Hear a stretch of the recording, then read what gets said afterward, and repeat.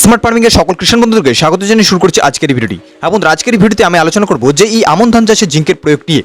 তো আপনারা এই আমন ধান চাষে কখন এবং কেন জিঙ্কের প্রয়োগ করবেন এবং ধান গাছের কোন কোন লক্ষণগুলি দেখলে বুঝতে পারবেন যে আপনার জমিতে জিঙ্কের ঘাটতি বা জিঙ্কের অভাব রয়েছে। তো বন্ধুরা, এই ধান চাষে আপনারা কখন এবং কেন এই জিঙ্কের ব্যবহার করবেন এবং কোন পদ্ধতিতে, অর্থাৎ মাটিতে না স্প্রের মাধ্যমে এই জিঙ্কটা প্রয়োগ করবেন এবং বিঘা প্রতি আপনারা কত পরিমাণে এই জিঙ্কটাকে প্রয়োগ করবেন এবং এই জিঙ্ক প্রয়োগের জন্য আপনারা সবথেকে কোন জিঙ্কটা বেস্ট হবে বা কোন জিঙ্কটা আপনারা বেছে নেবেন, আজকের এই ভিডিওতেই আলোচনা থাকছে বিস্তারিতভাবে। তাই ভিডিওটি শুরু থেকে শেষ পর্যন্ত অবশ্যই দেখুন, আর ভিডিওটি ভালো লাগলে অবশ্যই এক লাইক করতে ভুলবেন না। তো চলুন শুরু করা যাক আজকের এই ভিডিওটি। তো চাষি বন্ধুরা, আপনারা ধান গাছের মধ্যে কোন কোন লক্ষণগুলি দেখলে বুঝতে পারবেন যে আপনার জমিতে জিঙ্কের ঘাটতি বা জিঙ্কের অভাব রয়েছে।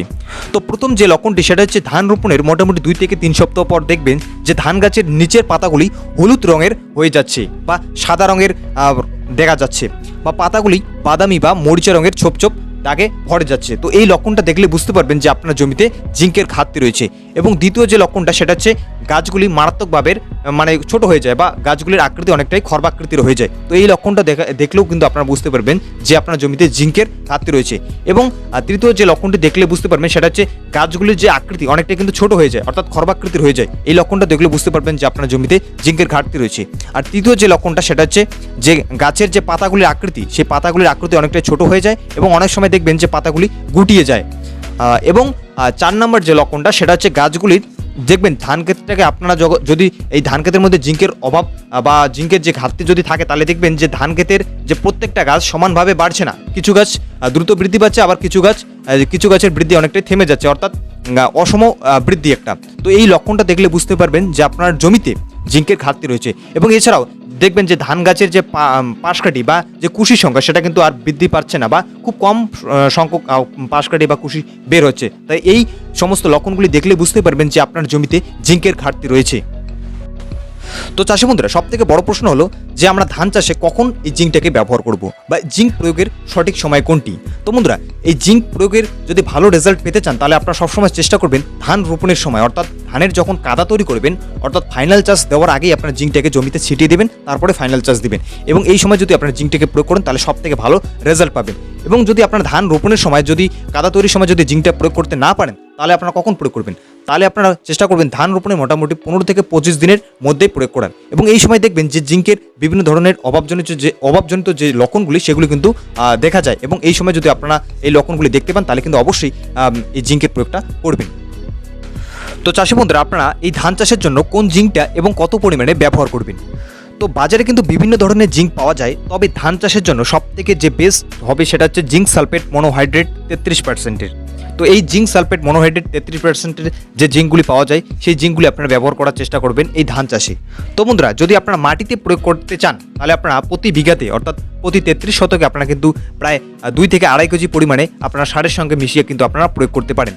এবং যদি আপনারা স্প্রের মাধ্যমে প্রয়োগ করতে চান তাহলে আপনারা কিন্তু চিলেটেড ফর্মের যে জিঙ্কগুলি পাওয়া যায় সেগুলি কিন্তু প্রতি লিটার জলে 2 থেকে 3 গ্রাম মিশিয়ে আপনারা কিন্তু স্প্রে করতে পারেন।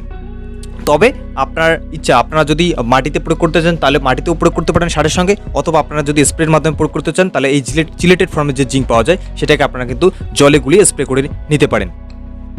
তো চাষি বন্ধুরা, এই জিঙ্ক ব্যবহারের কিছু নিয়ম বা সতর্কতা রয়েছে, যা যদি আপনারা না জানেন তাহলে কিন্তু উপকারের চেয়ে উল্টো ক্ষতিও হতে পারে।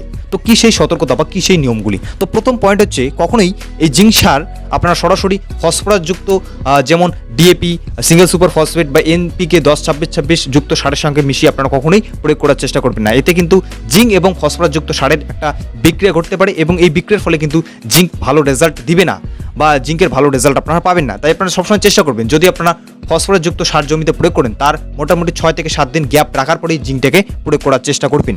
এবং সেকেন্ড যে পয়েন্টটা হচ্ছে সেটা হচ্ছে, যদি আপনারা এই জিঙ্ক স্প্রের মাধ্যমে প্রয়োগ করতে চান তাহলে আপনারা কখনোই কিন্তু প্রচণ্ড রোদে বা দুপুরের দিকে আপনারা স্প্রে করবেন না, সবসময় চেষ্টা করবেন বিকেলে বা সকালে ঠান্ডা আবহাওয়াতে আপনারা এই স্প্রেটা করার চেষ্টা করবেন। এবং তৃতীয় পয়েন্ট হচ্ছে, যদি আপনারা এই জিঙ্কটা মাটিতে প্রয়োগ করার চেষ্টা করেন তাহলে অবশ্যই জমির যে আর্দ্রতা সেই আর্দ্রতাকে আপনারা স্বাভাবিক রাখার পরেই কিন্তু আপনারা জিঙ্কটাকে প্রয়োগ করবেন। অর্থাৎ যদি জমি অতিরিক্ত শুকনো থাকে তাহলে জমিতে অবশ্যই জলসেচ করবেন, এবং জমি যদি অতিরিক্ত পরিমাণে জল থাকে সেই জলটাকে বের করে মোটামুটি 1 থেকে 1.5 ইঞ্চি পরিমাণে জল রাখার পরেই কিন্তু আপনারা এই জিঙ্কটাকে প্রয়োগ করবেন, তাহলে কিন্তু সব থেকে ভালো রেজাল্ট পাবেন। তো আমার প্রিয় কৃষক বন্ধুরা, কেমন লাগলো আজকের এই ভিডিওটি অবশ্যই কিন্তু কমেন্টে জানাবেন, এবং ভিডিওটি ভালো লাগলে অবশ্যই একটি লাইক করতে ভুলবেন না, এবং আপনাদের অন্যান্য কৃষক বন্ধুদের মাঝে ভিডিওটিকে প্রচুর পরিমাণে শেয়ার করে তাদেরকেও দেখার সুযোগ করে দেবেন। এবং এই ধান চাষ সম্পর্কিত আরও কোন ধরনের কন্টেন্ট দেখতে চান সেটাও কিন্তু কমেন্টে জানিয়ে দেবেন। তো বন্ধুরা, আজকে পর্যন্তই।